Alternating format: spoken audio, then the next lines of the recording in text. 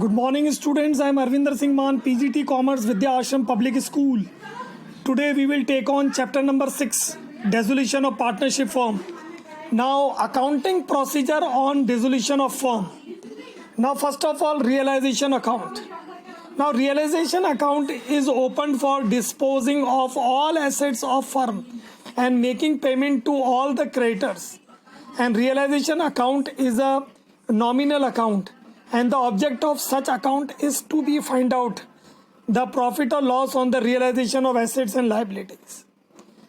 जब अकाउंट्स बंद किए जाते हैं तो रियलाइजेशन अकाउंट खोला जाता है. ये एक नॉमिनल अकाउंट है. इसका ऑब्जेक्ट है प्रॉफिट और लॉस निकालना at the time of realisation of assets and liabilities. हम एसेट्स को बेचते हैं, लाइबिलिटीज़ को पे करते हैं, तो सिर्फ इसी चीज़ के लिए इस अकाउंट को खोला जाता है. इसका सबसे पहला तरीका क्या है? Closing assets account. सबसे पहले हम एसेट्स को क्लोज करेंगे, कैश और बैंक को यहाँ ट्रांसफ़र नहीं करेंगे और एसेट्स को क्लोज करेंगे बुक वैल्यू पर. यह ध्यान देने वाली बात है. पहली एंट्री होगी realisation account ER to assets. जब एसेट्स को हम रेज करते हैं या खोलते हैं तो डेबिट करते हैं, बंद करते हैं तो क्रेडिट करते हैं. Now second point, on those assets only those assets which can be convertible into cash are transferred to the account. Fictitious assets like accumulated losses like profit and loss, debit balance and deferred revenue expenditures, advertisement suspense account are not being transferred to realization account. It will be directly transferred to the partners capital account. यहाँ पर जो entry होगी वो partners capital account ER to profit and loss to deferred revenue expenditure.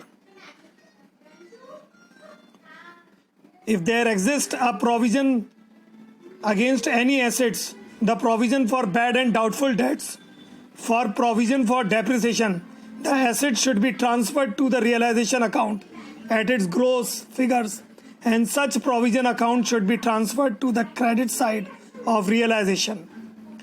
Now the debtors are 50,000, provision 4,000 है, तो debtors तो हम debit side में लिखेंगे और provision है वो क्रेडिट साइड में लिखेंगे. यही होगा तरीका. अगर कोई एसेट प्रोविजन साथ में है तो प्रोविजन हम क्रेडिट में लिखते हैं और एसेट हम डेबिट साइड में लिखते हैं और उसको क्लोज कर देंगे. Now the all the provisions are transferred. Provision for bad debts, provision for depreciation, machinery replacement reserves and investment fluctuation fund to realisation. The various reserves and provisions are transferred to realisation account. Cash and bank is not transferred. लेकिन ये provision ज़रूरी है realisation account में transfer करने के लिए, क्योंकि ये एसेट से संबंध रखते हैं. इसी वजह से इसको वहाँ ट्रांसफ़र किया जाएगा. Assets are always transferred to the book value. Second point है क्लोजिंग लाइबिलिटीज़. तो liabilities account ER to realisation account. Only those liabilities which related to the third parties are transfer to realisation account. जैसे creditors है, bills payable है, bank overdraft है, outside loan है, provident fund है, outstanding expenses है, partners wife's loan है. ये सब आउटस्टैंडिंग डेट्स हैं, इनको हम ट्रांसफ़र करेंगे. Partners loan account are not transfer to realisation account. They will be opened in partners loan account separately.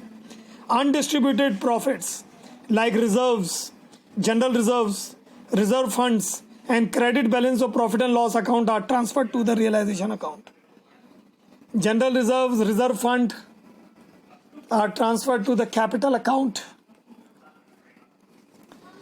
Now contingency reserve, profit and loss account, workmen compensation reserve are transferred to partners capital account. Now workmen compensation reserves account. Now workmen compensation reserve account means the reserve created out of the profit to meet the claim for the compensation by the workers. अब इस case में क्या करेंगे? वैसे तो ये पहले भी रिवाइज किया जा चुका है, लेकिन एक बार फिर रिवाइज करेंगे. In the case there is no liability against the workman compensation reserve.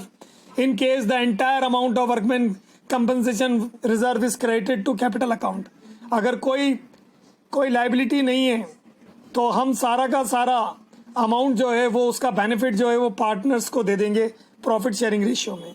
तो एंट्री हो जाएगी workman compensation reserve account ER to partners capital account.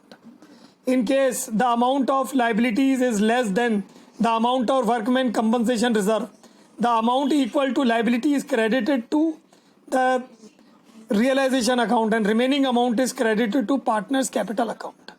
बिल्कुल सही बात है। अगर रिजर्व में 20,000 पर आया है, लाइबिलिटीज 8,000 की है, तो हम 8,000 की जो लाइबिलिटीज है वो रियलाइजेशन में डालेंगे और बाकी 12,000 हम उसका बेनिफिट जो है वो पार्टनर्स कैपिटल अकाउंट में डाल देंगे। In case of the amount liability is equal to the amount of workman compensation reserve, then the entire amount will be credited to realisation account. हम पार्टनर्स कैपिटल अकाउंट में कुछ भी नहीं डालेंगे, उनको कोई बेनिफिट नहीं देंगे, क्योंकि सारा का सारा रिजर्व ही लाइबिलिटी क्रिएटेड है। Now in the case of the amount liability is more than the amount of workman compensation reserve, then the reserve is transferred to the realisation account. Suppose reserve 20,000 है और liability 5,000 है, तो पूरा का पूरा जो है अमाउंट है 20,000 का, वो हम रियलाइजेशन में डाल देंगे। Okay, thank you students and have a nice